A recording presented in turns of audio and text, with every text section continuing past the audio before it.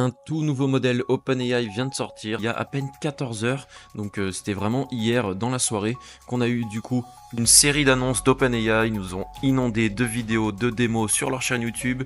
On a eu plusieurs articles directement sur le site d'OpenAI.com et on a eu surtout une pluie de tweets de la part de Sam Altman, du coup le CEO d'OpenAI et de OpenAI tout simplement. Et donc les gens se sont vraiment rués sur Twitter pour tester, pour en parler, pour débattre, etc. Et en tout cas ce qui est vraiment intéressant et excitant, c'est que Sam Altman lui-même nous dit que la série O1 est d'une des séries de modèles les plus capables qui n'ont jamais sorti. Du coup cette vidéo est faite pour vous présenter OpenAI O1, on va voir les capacités qu'a ce nouveau modèle, pourquoi on va l'utiliser et pourquoi on ne va pas l'utiliser, quel est vraiment ce qu'il apporte de nouveau par rapport aux anciens modèles et surtout qu'est-ce que ça va changer pour nous les entrepreneurs dans l'intelligence artificielle, comment on va pouvoir s'en servir pour créer des produits pour nos clients et des services encore plus performants. Donc voilà, on commence tout de suite. Du coup, comme je vous l'ai dit, ce modèle s'appelle O1, donc en fait c'est une nouvelle série de modèles qu'ils ont sortis et je sais pas si vous avez remarqué, mais ils ont abandonné le GPT. Donc on n'a plus de GPT, avant on avait GPT, regardez, on a ChatGPT, GPT-4o, etc., etc., GPT-4o mini, GPT-4, donc ils ont carrément viré du coup de la liste GPT 3.5, donc ce qui est assez surprenant, et là on passe directement à O1, on s'attendait à ce qu'il sorte tout simplement GPT-5, on avait aussi beaucoup de rumeurs sur le fameux GPT Strawberry, hein, donc fraise hein, en anglais, et en fait on a vu des tweets en fait tout simplement de Sam Altman je crois, qui parlait de Strawberry, donc il y a pas mal de gens qui pensent que du coup ce fameux Strawberry c'était en réalité le O1, donc là par exemple il y a cet article qui directement OpenAI résiste Strawberry, mais bon on n'a aucun lien entre Strawberry, du coup les tweets qu'avait fait Sam Altman et les différentes informations qu'on avait eues et ce modèle là, donc bon on sait pas s'ils vont en sortir encore un autre qui sera spécialisé dans complètement autre chose ou pas. En tout cas les seuls indices qu'on a c'est qu'ils nous mettent des petites fraises emoji ici, donc on peut penser que c'était voilà un coup marketing pour nous faire attendre et nous faire un peu saliver, mais bref, en tout cas on a accès du coup à ce nouveau modèle et quand on va du coup dans la doc d'OpenAI, on peut avoir accès à ce nouveau modèle juste ici. Donc on a le O1 qui est là, donc en fait il faut savoir que O1 pour l'instant on a accès que à une preview. Et cette preview est même pas à la moitié en fait de la capacité totale de O1. Donc vous voyez ici qu'on a du coup le nouveau modèle O1 Preview et O1 Mini, un peu sur le même principe que GPT-4o et GPT-4o Mini, c'est-à-dire que le Mini va pouvoir exécuter des tâches plus rapidement et plus légèrement on va dire. Et en tout cas on peut voir que au niveau des tokens c'est à peu près la même chose, donc c'est-à-dire on a toujours 128 000 tokens de context window, donc en fait c'est une fenêtre de contexte, donc c'est à dire qu'en fait si on va envoyer un énorme pavé par exemple d'un livre et qu'on va lui dire d'analyser ce livre, on va avoir un total de 128 tokens. Il faut savoir qu'à peu près 2 à 4 tokens vaut un caractère, donc une lettre. Donc voilà, pour vous donner un ordre d'idée, dans tous les cas c'est le même que GPT-4 mini, donc là-dessus on n'a pas du coup de régression. Mais par contre, on a une régression au niveau du temps, et je vais vous expliquer pourquoi, et surtout au niveau du prix. Donc c'est-à-dire qu'en fait, les modèles sont plus chers en général, c'est-à-dire que pour le O1 Preview, on est à peu près à 3 à 4 fois plus cher que le GPT-4o, et par contre, le O1 Mini est légèrement moins cher que le 4o. Donc voilà, c'est un modèle plus coûteux en général, mais je vais vous expliquer pourquoi il est plus coûteux, et croyez-moi, ça vaut le coup. Donc on se retrouve directement sur l'article d'OpenAI, présentation d'OpenAI O1 Preview, qui est sorti du coup hier, vraiment le 12 septembre 2024, donc c'est vraiment cool parce qu'ils ont sorti ça pour mon anniversaire, une belle coïncidence mais c'est assez drôle. Et en fait pourquoi ce modèle est intéressant, c'est parce qu'ils ont mis en place directement dans le modèle une technique qui était assez connue dans le prompt, dans l'espace des prompt engineering si je puis dire. En fait, ces personnes qui sont vraiment spécialisées dans le prompt, c'était une méthode qui s'appelle le prompt chaining, donc en fait une chaîne de prompt, ou alors le fort chain, donc en fait c'est une chaîne de réflexion.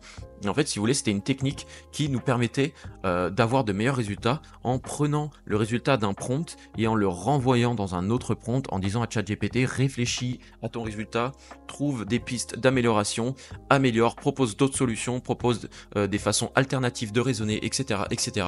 Et en fait, on avait à la fin un résultat qui était bien meilleur. Et en fait, là, vous voyez, ils ont directement intégré cette technique dans O1, c'est-à-dire qu'en fait, tout seul, ChatGPT, avec le modèle O1, va réfléchir à ses propres résultats et réfléchir à différentes façons de raisonner pour vous donner à la fin le meilleur résultat. Et en fait, c'est un process qui est directement intégré à ChatGPT. Et ça, c'est vraiment super parce que avant, j'ai effectivement utilisé pour certains de mes produits et de mes services que j'ai délivrés à mes clients du fort chaining, mais c'était un process qui était assez dur à mettre en place parce que j'avais besoin de moi-même générer du code qui allait du coup faire une boucle dans les résultats de ChatGPT en demandant à ChatGPT de raisonner lui-même. Et c'était assez dur d'avoir du coup des reprompts, donc en fait des prompts qui renvoie le résultat du prompt dans un autre prompt à ChatGPT de manière générique. Mais là en fait ils ont vraiment fait ça pour nous et c'est super. Et je vais vous faire un test en direct pour vous montrer de quoi je parle. Et en fait, on va utiliser GPT-4o O1 Preview, donc ça c'est le modèle le plus performant, et on va essayer de réfléchir à une question qui est bien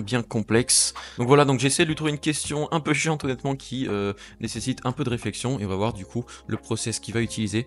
En fait, vous voyez, c'est ça dont je vous parlais, il y a marqué réflexion en cours. Donc c'est-à-dire qu'en fait, il va réfléchir, et là vous voyez directement ce dont je vous ai parlé, le fameux Fort Chaining, donc la fameuse chaîne de réflexion. Et là vous voyez qu'il est directement en train de réfléchir et en fait vous pouvez déployer un peu comme ça se passe avec GPT-4o par exemple quand il est en train d'écrire du code. Vous pouvez déployer cette petite fenêtre et voir le code qu'il est en train d'écrire. Et là en fait c'est pareil, vous pouvez déployer cette fenêtre et voir du coup la logique qu'il est en train de suivre. Et vous voyez qu'il a fait ça en plusieurs étapes. Donc il a d'abord fait filtrage de pays. Je suis en train de trouver les pays qui commencent par A et se terminent par E. Puis je les trie par un répertoire des pays. Je suis en train de recenser les pays débutant par 1. Aucun ne correspond malheureusement. Réunir une liste, etc. Donc bon, c'est assez vague en fait. Et ça c'est une réflexion qui a été faite. Et il y a pas mal de gens qui ont parlé ça sur Twitter. C'est que on n'a pas le détail en fait du Fort Chaining. Parce que vous savez que c'était vraiment une technique de prompting qui était assez prisée. Parce que ça donnait des résultats excellents par rapport à ce qu'on avait avant.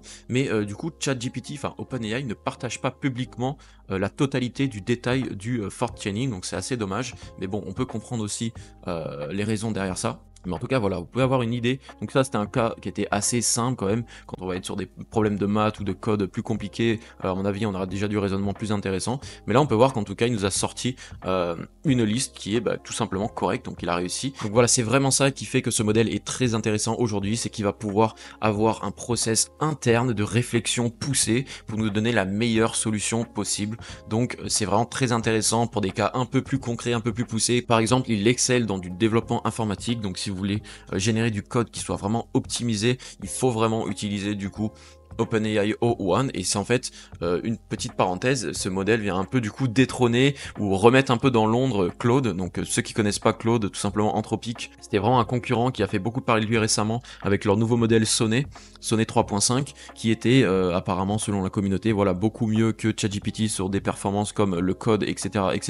Et donc là du coup ça va revient mettre ça vraiment tout à fait en question et on va vraiment tester et je vais vous faire à mon avis des petits tests de mon côté pour voir si c'est vraiment le cas ou pas. En tout cas, on a pas mal de démos, dont une démo qui fait du coding ici. Un test avec vraiment un prompt assez compliqué, ça c'est une sacrée tâche, c'est pas la liste de 6 pays que je vais demander de faire. Et on peut directement lui demander de coder des jeux ou des pages HTML complexes ou des applications complexes et il va nous sortir en direct. Et ça s'apparente vraiment une fois de plus à Claude, ce que Claude nous avait fait. Et là en fait on l'a directement chez OpenAI, donc voilà. Il y a vraiment de la concurrence dans le secteur de l'intelligence artificielle et c'est excellent pour tous les entrepreneurs parce qu'on a des meilleurs modèles qui sont de plus en plus performants et de moins en moins chers et c'est excellent pour nos produits et nos services qu'on vend à nos clients. Donc voilà, en tout cas ici on a un peu plus de détails sur vraiment les performances techniques de ce nouveau modèle. Donc il y a quelques points qui sont intéressants, c'est leur comparaison du raisonnement et ça c'était plutôt cool de ChatGPT O1 par rapport à des élèves en doctorat, donc la PhD Level Science Question. Donc vous voyez qu'en fait c'est si vous voulez des tests qui sont passés tout simplement à des humains et on peut voir en fait les résultats qu'ont réussi à obtenir différents modèles. Donc GPT-4o qui a 13%, 11% et 56%. Et en fait on peut voir du coup O1 et non pas O1 Preview. Une fois de plus on a accès à uniquement O1 Preview alors que le O1 est tout simplement pas accessible pour l'instant. Et le dernier est assez flippant, je vous fais un gros zoom dessus. Donc PhD level ça veut dire en gros doctorat en science question. Et en fait on peut voir que GPT-4o se démerde pas trop mal, GPT O1 Preview se démerde pas trop mal du tout. O1 est à 78% et un expert humain est apparemment à 69,7%. Bon, faut faire attention avec ce genre de stats parce que forcément OpenAI a envie de mettre vraiment en avant leur modèle, mais voilà, ça montre bien que ces nouveaux modèles qui sont plus lents mais qui sont meilleurs en raisonnement vont pouvoir résoudre des problèmes de plus en plus complexes et ça va nous permettre du coup d'utiliser l'IA dans des contextes qu'on n'aurait jamais pensé utiliser avant, donc c'est vraiment super. Donc voilà, je vous laisse faire un tour plus en détail sur ces différents articles. Donc il y en a deux qui sont intéressants, hein, c'est Introduction et Learn how to reason with OpenAI O1, donc apprenez à raisonner avec O1, donc avec les LLM, mais bon, il parle de OpenAI O1. Donc voilà, je vais vous mettre de toute façon les deux articles dans la description. Et voilà, du coup j'ai hâte de vraiment tester ça parce que j'ai pas mal de cas d'usage pour des services que j'avais développés pour des clients et pour mon propre service, donc ma propre SaaS, pour voir un peu si du coup ce nouveau modèle règle les problèmes que j'avais auparavant où j'avais besoin d'utiliser plus d'une dizaine de prompts pour résoudre un problème vraiment de manière approximative, c'est-à-dire que c'était jamais complètement réussi. Et là je vais vraiment tout simplement tester, voir si O1 fait tout simplement un meilleur taf que moi. Mais en tout cas, pour ceux qui ont du coup l'abonnement de ChatGPT+, vous pouvez directement tester O1 Preview et O1 Mini. Alors faites attention, il n'y a que 50 requêtes par semaine, j'insiste, par semaine, non pas par jour. Donc ne lui envoyez pas des conneries, donc faites vraiment des tests qui vous seront utiles pour améliorer vos services et vos outils. Avec ChatGPT, voilà, moi je vais faire des tests un peu plus précis et un peu plus concrets pour mes applications et mes services que j'ai mis en place pour mes clients pour voir si vraiment on a une amélioration de performance et si je peux me débarrasser de prompts et de scénario make qui font 40 km de long et les remplacer par un prompt avec O1. En tout cas, c'est mon rêve et je vais tester ça directement après cette vidéo. Si ça vous intéresse et si je trouve vraiment des exemples qui sont intéressants, je vous ferai une autre vidéo un peu plus poussée où moi j'aurai un peu plus de recul sur le modèle parce que là voilà, je vous ai fait cette vidéo au petit matin directement après la sortie de ce nouveau modèle. Donc voilà, en tout cas, restez connectés au niveau de l'intelligence artificielle parce qu'une fois de plus, c'est un domaine qui nous porte plein de surprises. Et là, une fois de plus, ils m'ont sorti ce modèle pour mon anniversaire, donc c'est vraiment génial. Donc moi, j'ai hâte de tester ça. En tout cas, voilà, je vous conseille vraiment d'aller faire un tour dans mes ressources. C'est un espace que je vous ai mis à disposition où je donne à chaque fois pour chacune de mes vidéos et mes tutoriels tous mes prompts, tous mes templates, etc., etc. Et je tiens à vous informer et faire une petite parenthèse que je suis vraiment en train de travailler dur pour vous sortir une formation complète qui va vous permettre de vous lancer dans l'intelligence artificielle et pouvoir commencer à lancer votre propre business dans l'intelligence artificielle, donc ouvrir votre propre agence d'automatisation avec l'IA pour pouvoir proposer à vos futurs clients des services avec l'intelligence artificielle et en utilisant uniquement des services qui sont no code, donc vous n'avez pas besoin d'être développeur pour vous lancer dans ce genre de business. Donc voilà, ma formation arrive très vite, donc je vous laisse vous inscrire sur mes ressources, donc ressources.thomasberton.com, il y a un lien directement dans ma description et à vous inscrire à la liste d'attente pour bénéficier du coup, comme c'est écrit juste en dessous, de 50% pour tous ceux qui sont inscrits à la liste d'attente. Donc portez-vous bien, on se retrouve très prochainement pour une prochaine vidéo. C'était Thomas et à la prochaine, salut.